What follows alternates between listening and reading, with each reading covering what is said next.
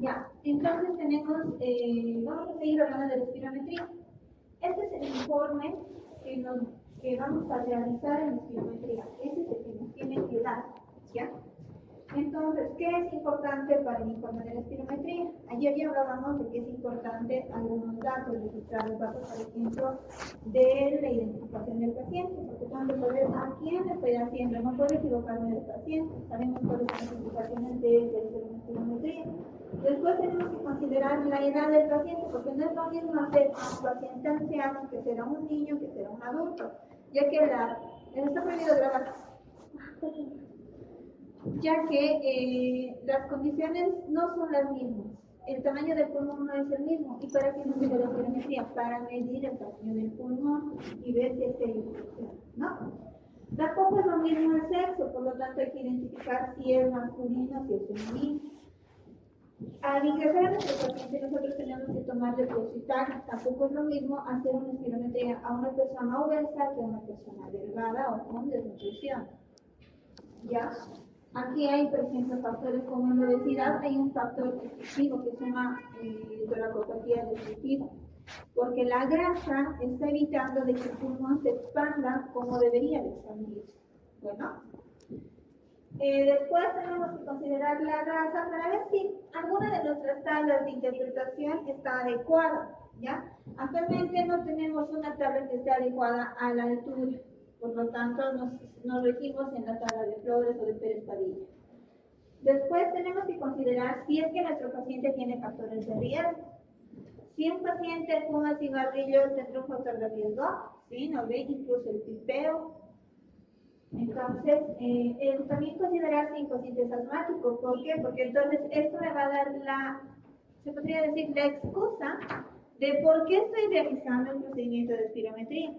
Si bien este procedimiento es altamente indicado, se puede realizar de forma sencilla, se debería de realizar constantemente, especialmente para cribar patologías respiratorias, etc. A veces las condiciones de dinero, se puede decir, no son accesibles para todos los pacientes. Entonces hay que solicitar, esto solamente se hace, por ejemplo, en tercer nivel, no se hace en primero y en segundo. Tal vez por todo pueda tener, pero les cobran a los pacientes, entonces no lo resulta.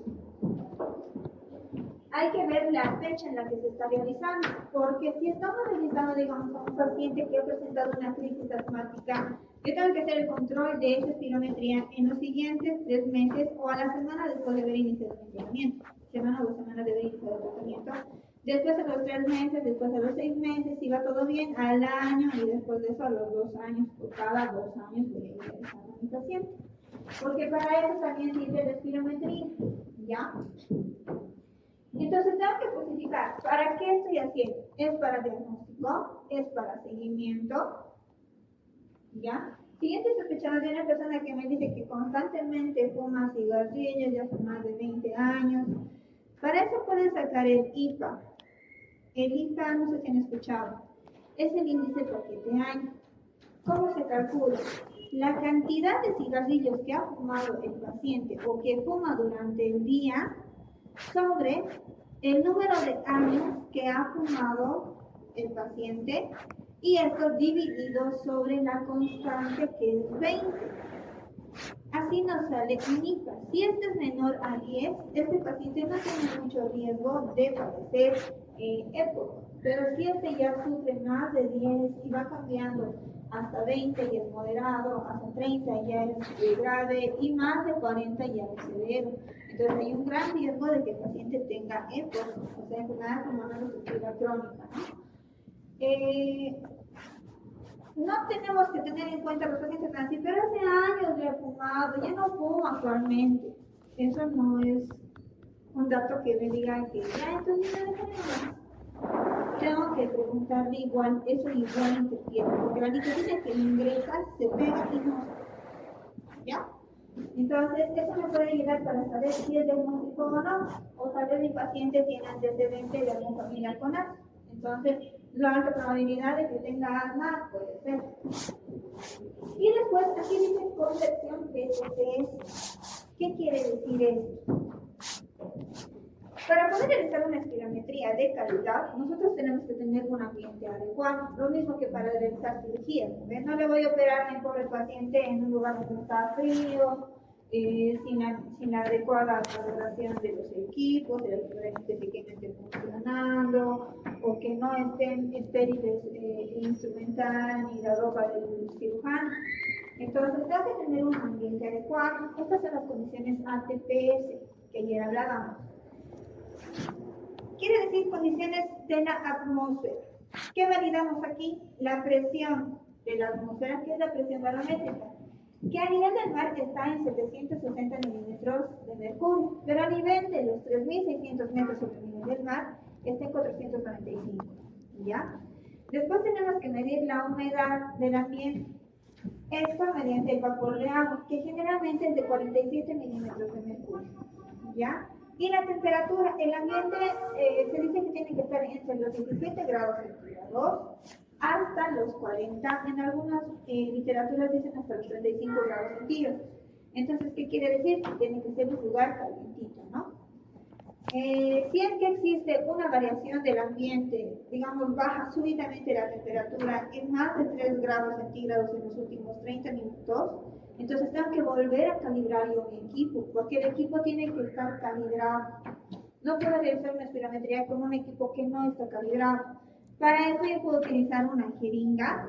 Esta jeringa también tiene que estar adaptada a las condiciones del TPS y generalmente son de 3 litros. No tiene que tener ninguna rajadura, ni golpe, ni abolladura, porque quiere decir que esa jeringa ya está descalibrada. Por lo tanto, hay que tener mucho cuidado. ¿Ya? Ahora, si es que yo no tengo la jeringa porque me cuesta mucho, la verdad es muy caro. Entonces, yo puedo realizar el control biológico haciendo la espirometría a una persona que tenga todos los valores normales. Pero este control biológico yo lo voy a hacer midiéndole a la misma persona, viendo criterios de repetibilidad, que no es lo mismo, y criterios de reproducibilidad, que no es lo mismo a los de repetibilidad. Entonces, tengo que medirle cada día a mi paciente, hacer una espirometría cada día, por lo menos unos 20 días, en las mismas condiciones, en el mismo horario, con el mismo equipo, en la misma temperatura, etc. ¿Ya? Ahora, volviendo al BTP, ya hemos visto que es ATPS, pero vamos a hacer en espirometría del ambiente, no ve. Entonces, cuando ingresa el aire a nosotros, cuando nosotros inhalamos, ya se convierte en condiciones BTPS, porque voy a medirle al paciente. ¿Listo? Entonces, la BTPS, ¿qué quiere decir? Las condiciones en las que está el cuerpo de mi paciente. Por lo tanto, la presión barométrica, ¿cuánto va a ser en la persona? Es 495 al ¿ves? Esto, para poder saber cuánto está cuánta presión está ingresando en el aire hacia los pulmones, tengo que dividirlo o restarlo, mejor dicho, con la presión de humedad de agua. ¿Cuánto hemos dicho que era? 47 milímetros de mercurio, ¿no ves? Entonces, esto me va a dar ¿cuánto? A ver, Resen.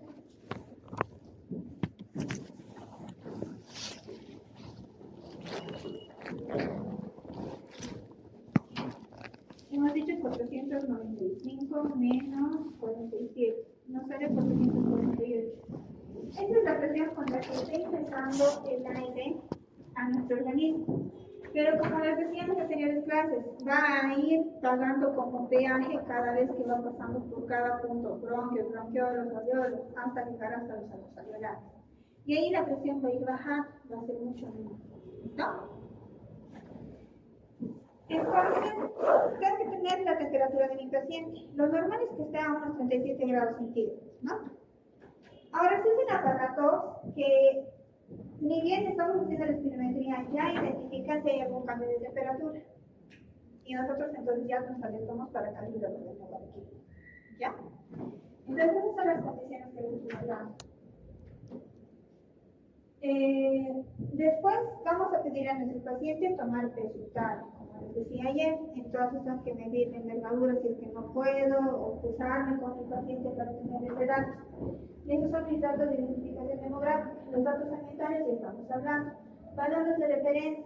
Entonces yo tengo que medir especialmente mis valores. Tengo que ver si es que el kilómetro me identifica estos 3 valores que son importantes y algunos accesorios que son adicionales.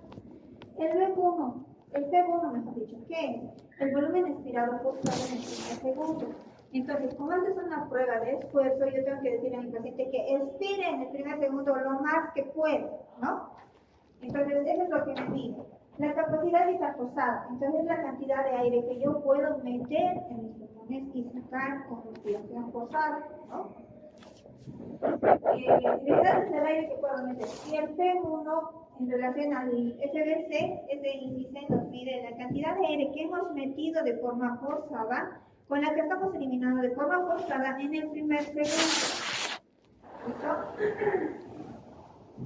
El volumen de respiración forzada en el 25-75 nos refiere a que tenemos un 100% de volumen que estamos eliminando, pero tenemos que medir entre el 25 y 75%, no llegar al 100%. Esta medida nos indica si es que existe alguna obstrucción de vía aérea pequeña. Ya. Todos los espirómetros tienen que dibujar estas dos curvas. ¿Listo? Para que podamos tener esta curva, por ejemplo, tenemos que medir el volumen que se mide sobre litros minuto o litros segundo. Y tenemos que tener el flujo, mejor dicho, el flujo que se mide sobre litros segundo, ¿ya? Y el volumen que se mide sobre litros. ¿Listo? Máximo que tendría que tener un espirómetro es que pueda medir hasta 8 litros. Y que pueda medir por lo menos hasta unos 15 segundos. ¿Ya? Tenemos entonces esta gráfica que nos va a indicar qué inicio tiene, cómo va llegando hasta el pico máximo, que es el PIB, y después cuál es el descenso que tiene nuestro paciente, o sea, con la respiración. Todo esto nos marca cómo está comportándose la respiración en nuestro paciente. Esta es una respiración. ¿Listo? Y esta es la otra curva, que nos indica en qué tiempo está realizando. Tiene que ser respiración forzada por lo menos unos 6 segundos. Y el volumen de tiempo, y el volumen tiene que llegar por lo menos a unos 6 litros, que es lo que podemos nosotros sacar en nuestro pulmón. Entonces ya tenemos nuestras gráficas, tenemos nuestros valores necesarios y otros parámetros recomendados, por ejemplo, la fecha de última calibración. Todos los espirómetros tienen que tener su bitácora. ¿Qué quiere decir esto? La bitácora, que es un lugar donde se anota como antecedentes, ¿ves? Puede ser de que les pidan para alguna auditoría, necesito su bitácora, esta espirometría no está bien realizada. Entonces ustedes tienen que mostrar cómo han calibrado, cada cuánto han calibrado. Nombre o identificación del técnico. A veces las casas donde compramos los espirómetros o los pulmón dicen cerramos la calidad, entonces ellos son los que calibran. La repetibilidad, o sea, la variación del G1 con el FBC no tiene que ser mayor a 0.5. Con la calibración hasta más de 15, más de 0.5% o más de 15. ¿Está? Y la interpretación automatizada.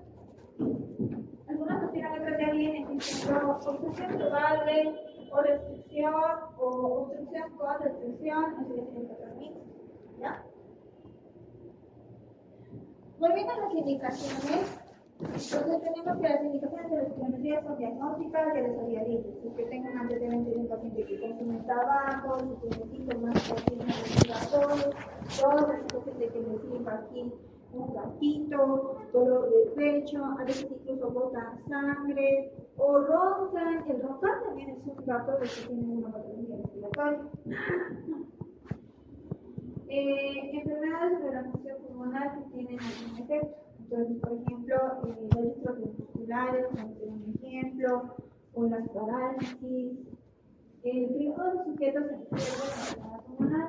Si tengo un paciente que es agricultor o que fuma mucho cigarrillo, o tal vez trabaja con varios fumador pasivo, eso también se pasa a la riesgo. La evaluación del riesgo quirúrgico, especialmente en cirugías de tórax y abdomen superior, que puede ser una lorostomía, tengo que saber cómo está funcionando los pulmones, ¿sabes? Si no tiene ninguna función, si tiene una obstrucción severa, será factible que yo lo opere su paciente, se va a morir, ¿no? O la estimación de gravedad y pronóstico de las enfermedades respiratorias o de otros órganos que afecten a la función respiratoria. puede ser de que ese mi paciente tenga alguna patología crónica respiratoria y esta obviamente va a repercutir en el corazón, porque recuerden que el corazón es uno de los únicos órganos que sí están conectados mediante las arterias y venas, ¿no? Después tenemos la valoración del estado de salud antes del inicio del programa de actividad física. Si es que a los postulantes a las academias militares se les realiza las espirometrías, porque tenemos que ver si es que se tienen alguna patología obstructiva que tal vez mientras están haciendo el ejercicio se desmayan o se mueren, como sucedido en el caso de un niño, ¿no? En una escuela, no se han escuchado. Y el examen físico rutinario, como les decía, para poder hacer controles a mi paciente de cómo está actuando su enfermedad. Para la monitorización, lo que les decía, el efecto de terapéuticas, por ejemplo, si yo le he dado un tratamiento a mi paciente que ha ingresado con una crisis asmática, tengo que ver cómo está reaccionando a ese broncodilatador, porque me he indicado para el broncodilatador, entonces tengo que ver cómo está reaccionando. Después, hay que monitorizar el curso de las enfermedades que afecten a la función pulmonar. Entonces, si tengo a mi paciente asmático, tengo que ir viendo cómo está avanzando, si es que la enfermedad está avanzando en el caso del ECO, por ejemplo, o en el caso de la cistitis, para ver si es una patología resistiva. Monitorizar a las personas expuestas a sustancias potencialmente tóxicas para los pulmones, incluyendo fármacos. Tal vez mi paciente trabaja en un lugar donde se forman bombas, aunque no creo, o tal vez es agricultor, mi paciente, esos fertilizantes, esos gases inhalados nos van a provocar patologías obstructivas a los pulmones. Otras indicaciones, por ejemplo, para evaluar el deterioro de la discapacidad. Eso también puede ir relacionado con esto, con evaluación de disfunciones de seguro médico, valoraciones legales. Entonces, muchas personas cuando no pueden pagar sus deudas, tal vez tienen algún antecedente de patologías, van al especialista y dicen, por favor, hágame una espirometría porque quiero saber cómo está mi pulmón. Si este pulmón no funciona al 100%, esa persona no va a rendir. Entonces, para eso nos sirve. Para programas de rehabilitación también. Incluso nos ofrecen unos aparatitos donde le hace soplar a la persona y tiene que llevar el terapeuta hasta lo máximo que puede. Entonces, eso mire cómo está su función. En salud pública, por ejemplo, para realizar estudios epidemiológicos, ustedes van a realizar estudios. Generación de ecuaciones de referencia y para la investigación clínica. A veces la curiosidad por saber si es que el broncodilatador de larga duración es igual al de corta duración. Puedo hacer eso, ¿no? Solamente es una idea, pero no es. Contraindicaciones absolutas y relativas. En sí no existen contraindicaciones, pero pueden considerarse estas como contraindicaciones relativas. La falta de comprensión o colaboración del paciente. Entonces, se supone que para que yo pueda realizar una prueba adecuada, tengo que explicarle en qué consiste mi paciente. Si es que mi paciente habla otro idioma, ¿va a haber algo de comprensión? No. También si es sordomudo, tampoco. ¿No? O si es no vidente, pues no vidente tampoco. Pero no va a poder ubicar bien cómo es. Tal vez quiero un poco más tratándole un poco más explicar, pues. Problemas bucodentales o faciales que puedan impedir o dificultar la realización de la prueba. Entonces, tal vez mi paciente tiene parálisis facial, ¿creen que va a cerrar completamente la boca? No. Recuerden que el respirómetro tiene una boquilla y esa boquilla tiene que entrar a la boca y ser sujetada. ¿Ya? Después dicen náuseas provocadas por la boquilla. La verdad no se ha visto, pero quizás puede presentarse. El dolor torácico significativo que impide la colaboración con el paciente. Entonces, si un paciente está con una crisis asmática, ¿creen que va a tener tiempo o se va a poder concentrar en hacer una prueba adecuada? No. Y después tenemos la traqueostomía. Se supone que yo tengo que medir la presión que debe ser el aire ingresar por la boca, no por la tráquea. No se puede hacer fallar adecuada. Y absolutas, por ejemplo, neumotórax activo o reciente, porque ese pulmón no es infiltrado, entonces no es posible. Después de eso tenemos la hepatitis activa o reciente. Hay una herida abierta que está cicatrizando. Si ustedes son una herida abierta, le van constantemente haciendo hacer movimientos, ¿creen que va a formar en algún momento la cosa? No, entonces, eso es lo que podemos hacer, o está codificada esta situación. Incluso cuando el paciente está con hemofilias, que es el sangrado la emisión de sangre que proviene de la vía respiratoria, es la hemofilias. Entonces, yo no puedo hacerle a mi paciente ni siquiera respirar o auscultarle de forma adecuada, porque eso también requiere esfuerzo. ¿Ya? Un aneurisma torácico combinado cerebral es una deformación de una arteria o de un vaso. Si yo hago un esfuerzo, que es frágil puede reventar y provocar hemorragias masivas, y por lo tanto mi paciente puede fallecer. La cirugía torácica va a poner reciente, porque se supone que está cerrando esa herida, pero si yo hago hacer el esfuerzo, mi paciente se va a abrir y nunca va a cerrar la herida. ¿Ya? Después, el desprendimiento de la retina o cirugía ocular reciente, lo mismo, requiere esfuerzo, porque el paciente tiene que meter aire al máximo que pueda y soplar al máximo que pueda. Entonces, quiere decir que va a hacer esfuerzo. Todas estas situaciones requieren esfuerzo, por lo tanto, no se puede realizar. Entonces, cuando ingreso a mi paciente, yo le voy a saludar, le voy a explicar cosas, lo que ya he logrado equilibrar mi lugar donde voy a realizar mi cirugía. Entonces, he revisado el día que me espero esté calibrado, esté funcionando de buena manera, que los valores de referencia se identifiquen y voy a empezar a realizar mis instrucciones previas. Entonces, le voy a saludar a mi paciente, le voy a preguntar su nombre, voy a registrar todos los datos que he tenido, que tengo que obtener, y después de eso le voy a decir a mi paciente, parece, le voy a tomar peso y talla, lo voy a registrar y le voy a hacer sentar a mi paciente. Las condiciones en las que tiene que estar sentado mi paciente es en una silla fija, que de preferencia tenga así posaderas para los brazos. ¿Ya? Y mi paciente tiene que estar sentado tocando los pies al suelo. No puede estar flotando. ¿Ya? Entonces, yo le voy a explicar en qué consiste el procedimiento. Le voy a decir, va a respirar normal. En algún momento yo le voy a decir que me da profundo, que va a inflar los pulmones lo más que pueda. Se va a quedar ahí y yo le voy a decir que bote todo el aire que ha metido con el mayor esfuerzo en el primer segundo. Entonces tiene que soplar. No es lo mismo en hacer la maniobra de Balsar, que es eso. Eso es Balsar. ¿Ves? ¿Está soplando algo de aire? Nada. ¿Ves? Entonces, ¿qué soplar? ¿Ves? Ahora otros pacientes se escupen. Tampoco me sirve lo como el espirómetro y nada. Entonces hay que explicarle cuál es la diferencia. No me va a hacer esto, no me va a hacer. Tiene que soplar. Y también hay que decirle o recomendarle al paciente que no se agache. Muchas veces piensan de que hacer esfuerzos es hacer movimientos hasta el suelo o elevarse, no sé. Entonces tienen que decirle que tiene que soplar, pero no hacer esto. Esto no es bueno, ¿ya? Entonces el paciente, incluso ustedes pueden, a ver, ahora vamos a registrar.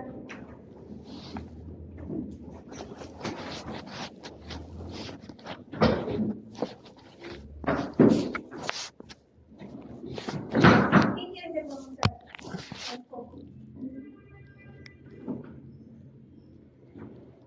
Vamos. Ven.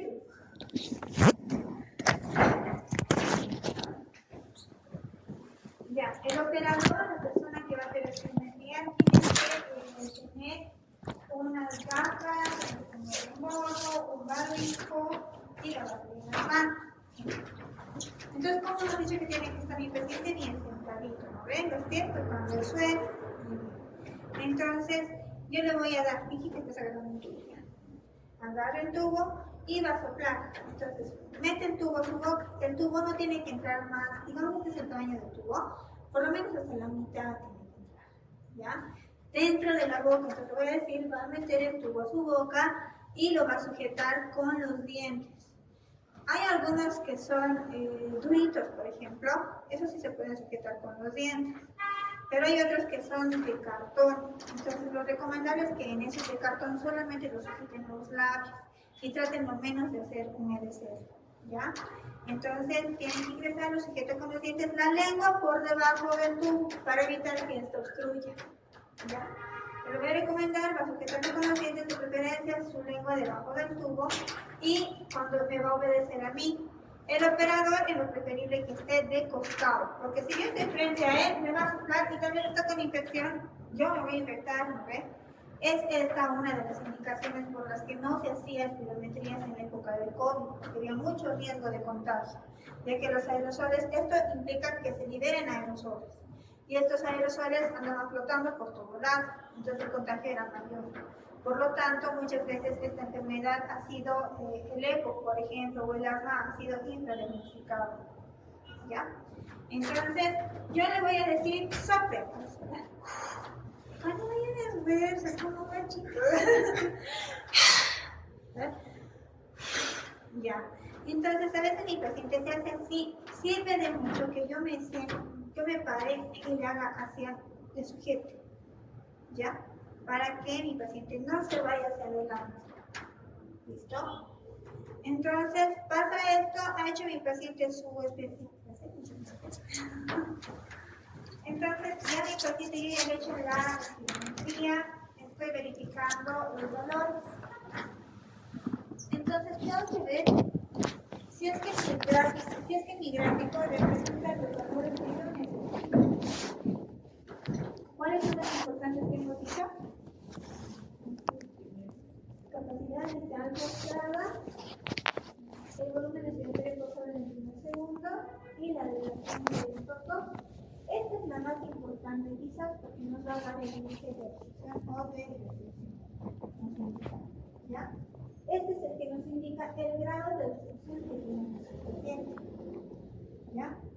No es lo mismo obstrucción que restricción. Más adelante vamos a ver. Mañana nos voy a explicar cómo interpretar. Hoy vamos a ver criterios de aceptabilidad y de aceptabilidad. Entonces, tengo mi predicho en litros y tengo mi porcentaje. ¿Ya? Lo normal es que esto esté más del 80%. En los niños, en los adultos jóvenes y en los adolescentes, este valor es lo más esperable, porque en ellos está el pulmón súper maduro y ha llegado al pico de su madurez, ¿ya? En cambio, en una persona anciana, este valor va a ser menos. Y eso es porque el pulmón está subiendo de la capacidad. Hemos visto nuestros grupos entonces. Nuestra gráfica, ¿qué nos va a decir? La capacidad vital forzada máximo que el volumen respiratorio llega a su meseta y después de eso va a ir bajando y descendiendo. Entonces, para considerar de que esta prueba está hecha de una forma adecuada, tenemos que tener criterios de aceptabilidad. Entonces, tiene que tener un índice adecuado que esté antes de 0, tiene una subida, tiene una meseta o un pico y después desciende. Lo normal es que forme un triángulo isósceles, ¿ya? Para considerar que esta espirometría es normal. Pero en las espirometrías obstructivas, por ejemplo, no alcanza su pico y todo el tiempo llega a su meseta y no deja de desaparecer. Entonces sigue alargando porque todo el tiempo está expirando. Hay aire que está retenido. Esta que significa que hay una obstructiva. ¿Y qué sucede en la obstructiva? El paciente lamentablemente no puede sostener mucho el aire y lo bota.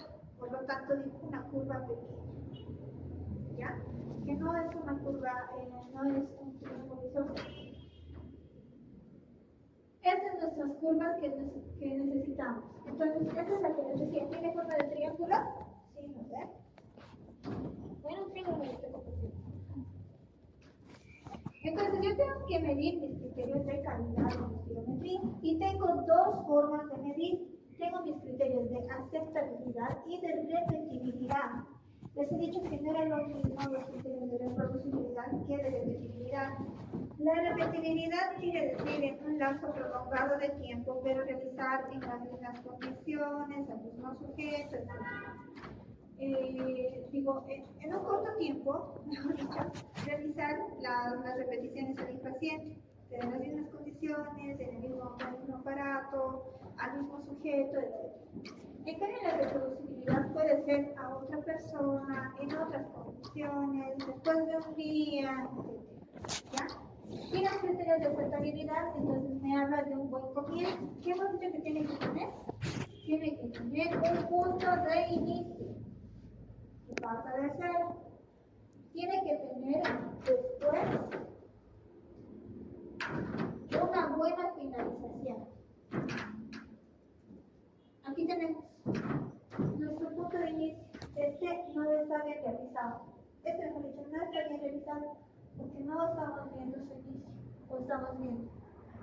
Bueno, de este se puede ver el inicio, pero también tiene artefactos. Entonces no está bien realizado. Entonces tiene que tener un punto de inicio.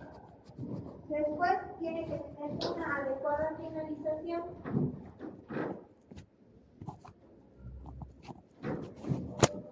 Tiene que alcanzar por lo menos 6 segundos en el video. ¿Bien? Alcanzamos más de 6 segundos. Sí. Tiene que tener una buena finalización. Está alcanzado a 4. ¿Me sirve? Menos de 4. ¿Me sirve? No me sirve. Este otro alcanzado tampoco me sirve. No es una buena. Libre de artefactos. ¿Qué quiere decir esto? El espirómetro es un aparato muy sensible, ¿ya? Entonces, cuando yo le digo a mi paciente, meta aire, mi paciente tiene que meter de golpe, porque si mete así, aparecen estos artefactos, ¿ya? Como picos. Y si le digo, bote el aire, mi paciente tal vez ha botado todo el aire, y después ha vuelto a botar, o ha botado así. Entonces, igualito el aparato me mide esos piquitos. Estos son los artefactos. No es una línea fina. ¿Ya? Entonces, ¿eso qué quiere decir? Que no tiene unos buenos criterios de aceptabilidad. Ahora, los criterios de reproducibilidad. Entonces, ¿a qué se refiere? Tenemos que ver los valores que tengo que medir, el FBC y el FBC. Entonces, la diferencia entre el FBC tiene que ser entre el mayor y el menor. Entre los puntos más mayores, tiene que haber una variación que no sea mayor a 0.150 litros o 0.05%. ¿Ya? Entonces, si en mi espirometría, por ejemplo,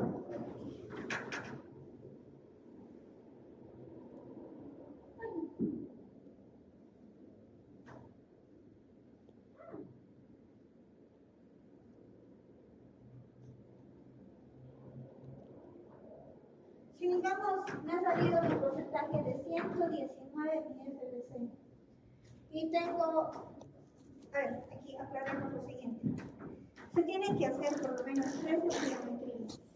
Tienen que haber 3 espirometrías de buena calidad. Algunos espirómetros nos permiten realizar 8 pruebas. ¿Ya? Los criterios de la ATSRS del 2019 nos dicen que tenemos que realizar unas 8 pruebas. Pero algunos aparatos incluso nos dejan realizar hasta 15 pruebas en el mismo paciente. Pero claro que el resultado no va a ser el mismo. Porque esa persona ya está cansada de soplar, meter, agota. ¿No ven?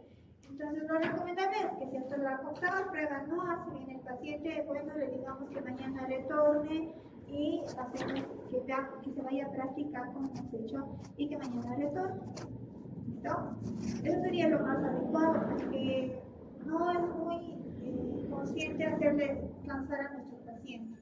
Incluso nosotros nos desgastamos porque es agotador repetir lo mismo y esperar los resultados, ¿no? Entonces voy a medir entre mis 3 pruebas buenas, aquí todos son mis porcentajes prehechos. Entonces me ha salido uno de 119, otro me ha salido de 80 y el otro me ha salido de 118. Entre 80 y 119, ¿cuánto hay la variación restante? 39. 119 menos 80. 39. 30.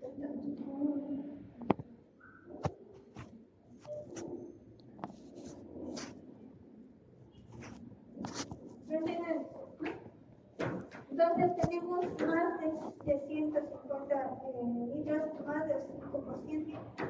¿Me sirve? No me sirve, ¿no?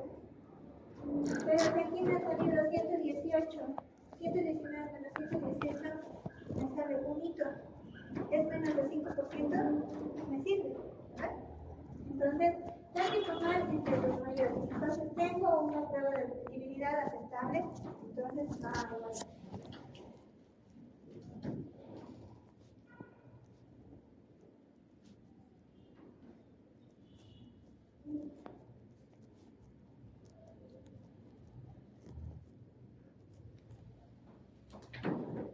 Después tengo que tener mi diferencia del C1 que sea menor o igual a 0.150 litros.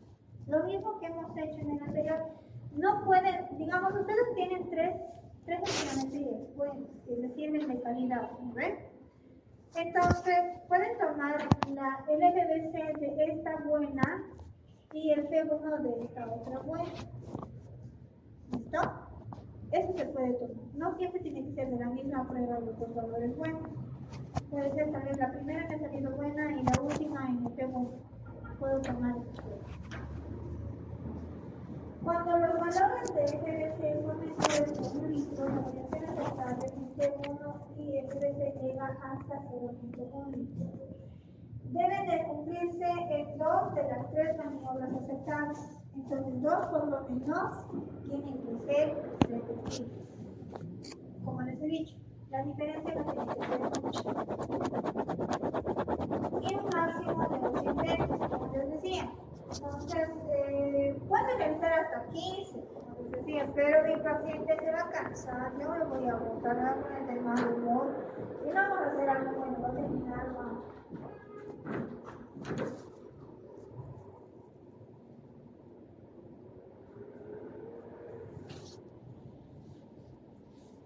Ya he hecho mi paciente de psicometría, ya he identificado los valores, entonces ahora tengo que hacer mi prueba broncodilatador. Entonces, ¿en qué consiste mi prueba broncodilatador? Antes de que llegue mi paciente a su estudio de espirometría, yo tengo que preguntarle y darle ciertas recomendaciones. Una de las recomendaciones va a ser, ¿usted utiliza broncodilatador? Tal vez sí, si es asmático. Entonces yo tengo que decirle qué broncodilatador. En farmacología ustedes van a ver de que hay varios tipos de broncodilatadores y su acción es diferente. El más conocido tal vez han escuchado del salbutamol. El salbutamol es una agonista beta. Hemos hablado al inicio de cuál era la formación de los bronquios. Están constituidos por tejido muscular liso y contractila. Entonces, ¿qué ocurre cuando hay un proceso inflamatorio? Este músculo liso aumenta de tamaño. Por lo tanto, va a disminuir el calibre del bronquio. ¿Por qué? Porque hay una inflamación que está haciendo que el músculo aumente de tamaño. Entonces, al haber esto, el broncodilatador, ¿qué hace? Hace que se abra, que se relaje la musculatura lisa. El salbutamol es un beta-adrenérgico que tiene la acción corta, o sea, es rápida su acción, pero el tiempo de vida es corto, entre 6 a 8 horas. Entonces, yo le tengo que decir a mi paciente, si es que está utilizando el salbutamol, que entre unas 6 a 8 horas no realice sus inhalaciones antes de la espirometría. Tal vez está utilizando un antimuscarínico, o sea, que evita que haya la producción de secreción de fresas. Entonces, este antimuscarínico, como el infratropio, bromuro de infratropio, se tiene que suspender 12 horas antes del procedimiento. Ahora, como les decía, existen broncodilatadores de acción corta, también existen broncodilatadores de acción larga. Este es, por ejemplo, el salbutamol o el formoterol, salmeterol o formoterol. Entonces, esto se tiene que suspender entre 12 a 24 horas antes del procedimiento. Los antimuscarínicos de larga duración se tienen que suspender entre las 36 horas antes del procedimiento, como por ejemplo el tiotropio. ¿Ya? Y existen los de ultra acción prolongada, como por ejemplo el olodaterol o el icaterol, que se pueden suspender entre las 24 a 36 horas. ¿Listo? Entonces, todo un día, por ejemplo, si el paciente está utilizando formoterol, no tiene que recibir sus inhalaciones, ¿ya? Entonces, siempre hay que suspender. ¿Por qué? Porque mi paciente, esta espirometría que yo le voy a hacer a este paciente puede darme falso positivo o falso negativo, ¿verdad? Entonces, esas son las condiciones con las que tiene que venir el paciente. Entonces, ya le he hecho la espirometría normal a mi paciente, esa es la espirometría sencilla. Entonces, ahora que me va a dar los valores predichos, y ahora yo le tengo que hacer la broncodilatación. ¿En qué consiste la broncodilatación? Yo voy a utilizar mi salbutamol, que he dicho que tiene acción rápida, y le voy a hacer inhalar, de preferencia por mascarilla, ya que al hacer este tipo de inhalación solamente el 40% del polvo pulverizado que tiene que salir del inhalador lo va a inhalar mi paciente. 40% es muy poco, ¿no? En cambio, con la aerocámara no se van a dispersar las partículas porque tiene un filtro, y por lo tanto el paciente, conforme vaya respirando y que no le moleste, porque incluso para poder hacer esto tenemos que tener una técnica. Muchas veces piensan de que es agitar, meter, incluso otros hacen como que soplar nomás. O como han visto en el doctor no me han indicado un inhalador a una paciente y le dicen, ¿tú tienes algo inhalador? Sí, y como perfume lo estoy utilizando. Entonces tenemos que indicar al paciente cómo se utiliza, ¿ya? Y es aplicado para los adultos mayores y para los niños, comprender sinceramente. Yo por experiencia les digo. Entonces es mucho mejor así, que solamente va a ir respirando el paciente como comida y no va a tener que hacer la técnica de inhalar, profundo, etc. ¿Ya? Entonces tengo que utilizar la prueba por broncodilatación.